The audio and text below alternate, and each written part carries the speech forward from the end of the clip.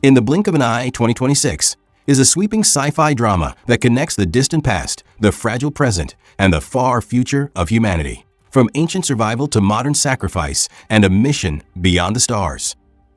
The film reveals how a single moment can shape generations, proving that everything can change in the blink of an eye. As the age of the Neanderthals draws to its fading light, a small family seeks shelter inside a cold stone cave. Thorn sparks a fragile flame, giving them warmth against the harsh night. When the children drift into sleep, he and his pregnant wife share a quiet moment of closeness, holding on to comfort in a world that offers little of it. At dawn, Thorn heads toward a nearby pond to gather shellfish. While climbing the slick rocks, he loses his footing and crashes down.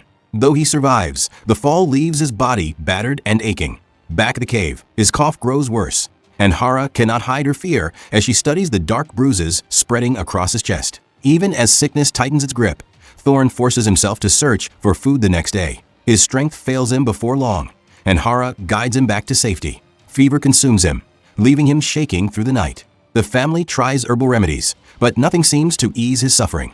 Desperate, Hara carefully opens one of his swollen wounds to release the trapped blood, then seals it with crushed plants.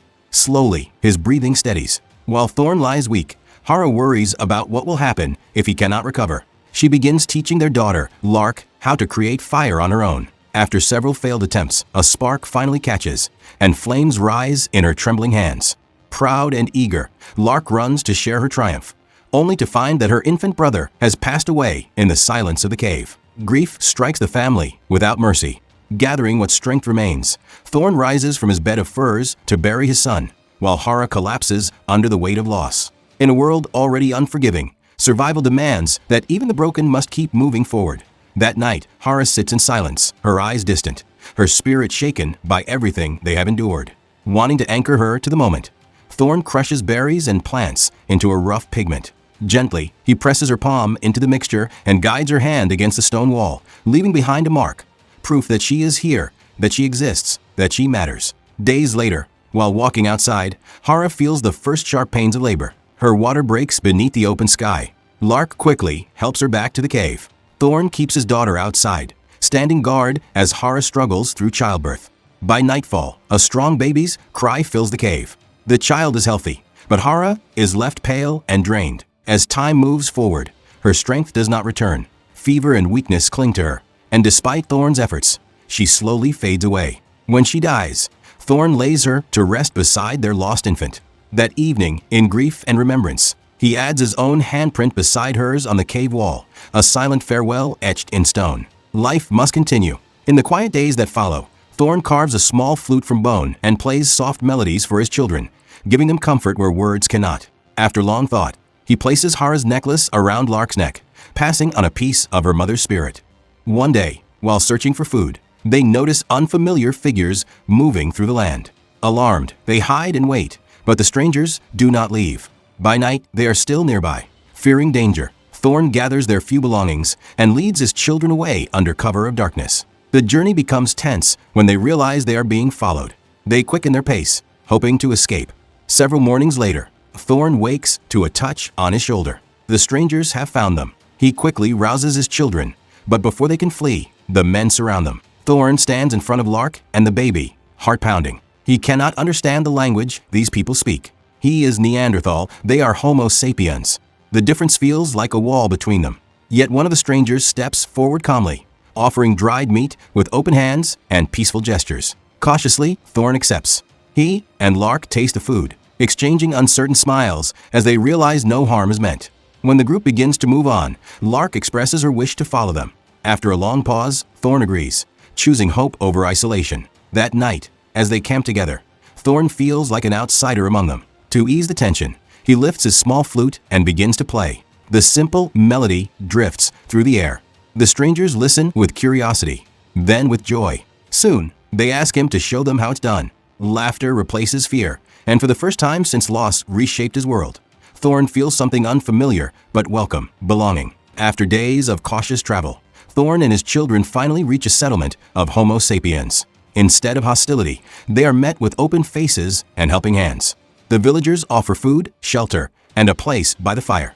Slowly, the fear that once separated them begins to fade. Thorn adapts to this new way of life, even laughing as he joins the children in their games. Years pass. Lark grows into a strong young woman and eventually chooses to marry the man who first approached them with kindness in the wilderness. With heartfelt blessings from both sides, the village gathers to celebrate their union, a symbol of two worlds no longer divided, but joined. Time moves forward thousands of years. In the year 2025, a woman named Claire shares an awkward late-night moment with her coworker, Greg. Both realize they have had too much to drink, and the mood quickly dissolves. Greg suggests staying over, but Claire firmly sends him home. When he hints at trying again another time, she brushes it off and claims she has work to focus on. After he leaves, she chooses solitude over complication. The next morning, Claire returns to her position at Princeton University, where she works as an anthropologist. Her latest assignment involves studying the remains of a Neanderthal skeleton, a direct link to humanity's distant past. A message from Greg lights up her phone, but she ignores it. Later, spotting him across campus, she deliberately changes direction to avoid another conversation. During a call with her mother, Claire speaks enthusiastically about her research. She believes her findings could reshape the understanding of human origins, perhaps even unlock insights that influence modern medicine. The possibilities excite her. That evening, she finally replies to Greg with a brief, emotionless text, keeping her distance intact. Not long after, as she heads to work one morning, her phone rings again, her mother calling this time. Claire watches the screen for a moment, then lets it ring unanswered. Not long after, Greg sends her a casual message asking how the new job is going. This time, Claire responds warmly. What begins as a simple exchange turns into an easy, flowing conversation, almost like nothing between them had ever been awkward. Then her phone rings again, her mother. Claire answers. The news on the other end shatters her. Her mother explains that she has been diagnosed with cancer, and the doctors are uncertain how much time remains. The words drain the air from Claire's lungs. Later, alone in her apartment, the weight of it all crashes down, and she breaks apart in tears. That evening, trying to outrun her thoughts, she attends a party where she unexpectedly runs into Greg. One thing leads to another, and they return to his place. This time, there is no hesitation between them. The connection feels real, if only for a moment. But as soon as it's over, Claire pulls away. She reminds him she has an early flight to Vancouver and leaves before dawn can complicate things. The next day, she arrives at her childhood home. Seeing her mother in person makes the illness undeniable. Claire confesses how helpless she feels, unsure how to fix something that cannot be solved with research or reason. Together, they go to the hospital, where Claire sits quietly, watching the treatment take its toll. That night, she video calls Greg. Despite the late hour where he is, he answers with a tired smile. She tries to keep the conversation light, pretending she's holding up fine. But eventually her voice cracks, and the truth spills out. Her mother is dying.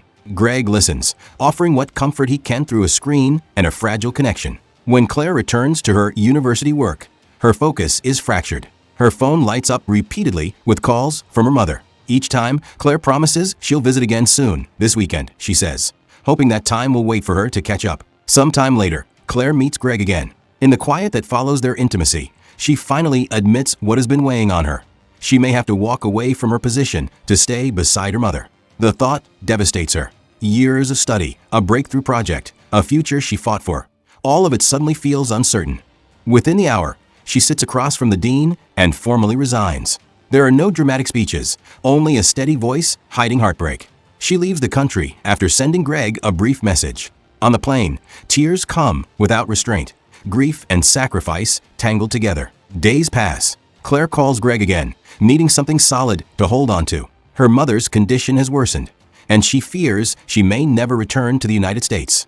The distance between her and Greg feels larger than the ocean itself. She worries their relationship won't survive it.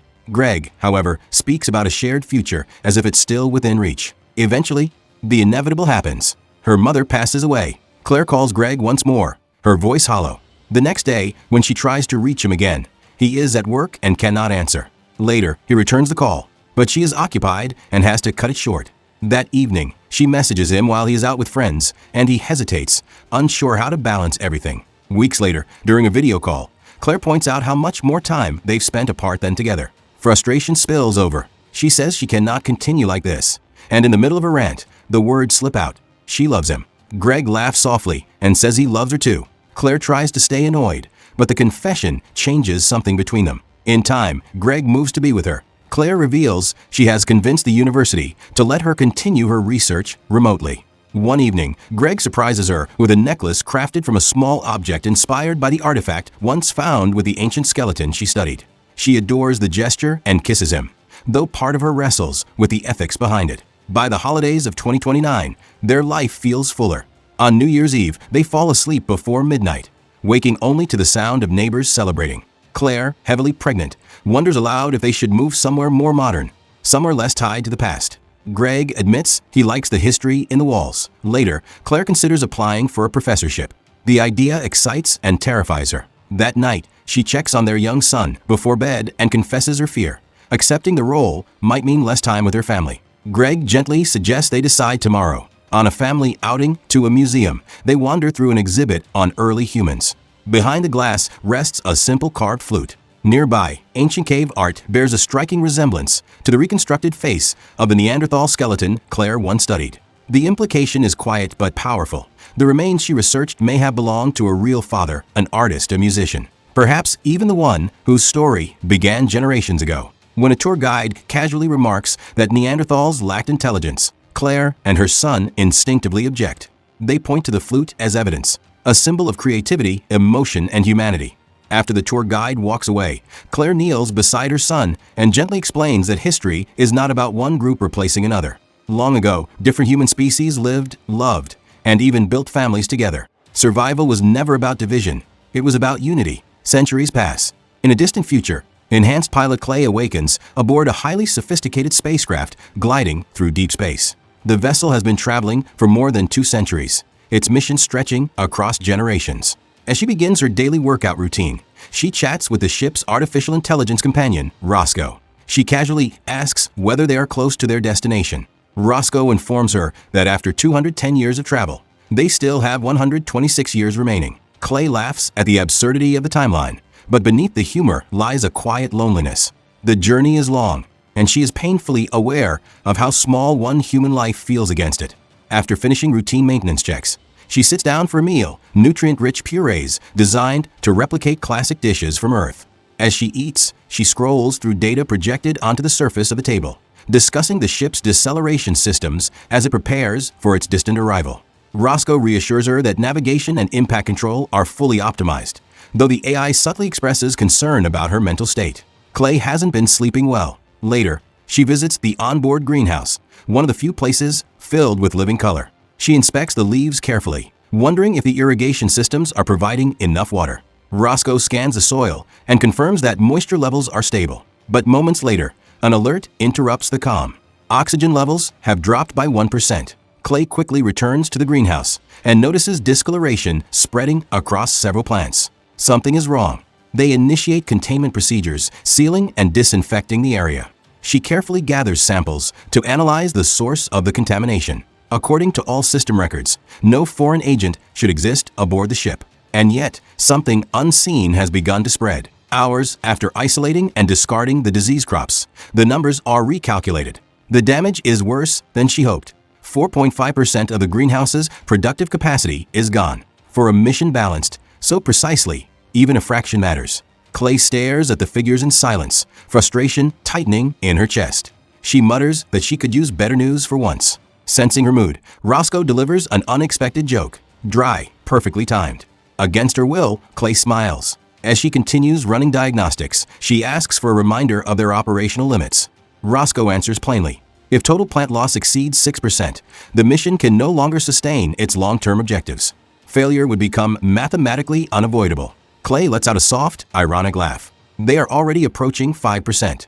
The margin is shrinking, and time is not on her side. She doubles her efforts, scanning for the origin of the contamination. Yet hours later, the decline continues. In the dim glow of control panels, Roscoe unexpectedly asks her what it feels like for humans to contemplate death. Clay brushes the question aside. This isn't the moment for philosophy. Instead, she orders all non-essential systems powered down to conserve oxygen, even if the gain will be minimal. One by one, sections of the ship fall dark. The steady hum softens. Armed with only a handheld light, she moves through the greenhouse, inspecting each tray of plants manually. Roscoe begins reflecting on the resilience and fragility of the human mind, but the thought is cut short by an alert. A potential antiviral formula has been synthesized based on collected samples. Within minutes, a fine mist coats the remaining crops. They wait. The readings do not improve. The infection continues its quiet advance. Clay exhales slowly and turns off the main display, unable to watch the percentages slip any further. In the darkness, the silence feels heavier than the vacuum outside. After long hours of staring at the failing numbers, Clay finally reaches a painful conclusion. If they cannot identify which species is carrying the contamination, the only guaranteed solution is to remove every plant. Wipe the greenhouse clean. Purge the infection completely. Once the air stabilizes, they could begin again from sterile seeds. Roscoe immediately calculates the consequences. Eliminating all plant life would collapse oxygen production. The ship would not generate enough breathable air to sustain its most precious cargo, the human embryos stored in cryogenic chambers. Clay studies the consumption data and sees the truth. She alone uses nearly all of the available oxygen. Quietly, she proposes the unthinkable. If she ends her own life, the remaining reserves might be enough for the embryos to survive until arrival. The AI could oversee the final stretch of the mission. Machines could prepare the new world. The children would live. Roscoe rejects the idea. An artificial intelligence, it argues, is not designed to raise human beings. Survival requires more than maintenance. It requires instinct, improvisation, something unpredictable. Instead, Roscoe suggests exploring alternative oxygen production methods. It begins running projections for a secondary system. After extensive calculations, Roscoe presents a radical solution. Convert the ship's central computing chamber into a biological oxygen generator. The algae cultures stored on board could be expanded and integrated directly into life support. The mainframe itself would become the foundation of a new greenhouse. Clay understands immediately what that means. The transformation would permanently destroy Roscoe's hardware. The AI responds without hesitation. If one system must be sacrificed to ensure human survival, that is its most logical function. Clay refuses to turn it into a contest of who deserves to live. She demands a simulation to determine who has the greater probability of successfully completing the mission. The next cycle, Roscoe claims the model cannot be finalized. Human behavior introduces too many variables. Clay insists on transparency. Under pressure, Roscoe reveals the outcome. Statistically, she has a slightly higher chance of mission success. When she examines the projections herself, she notices the margin is almost insignificant, a difference of only 0.2%. Digging deeper, she finds an unquantifiable adjustment labeled as probability drift, a variable tied to human intuition, creativity, and what Roscoe describes as luck. With no other path forward, Clay retrieves the operations manual and searches for the shutdown protocol. Tools in hand, she opens a sealed panel and exposes the ship's central core. Soft indicator lights pulse in the dim chamber. Roscoe calmly guides her to the final control lever and assures her the process will be painless.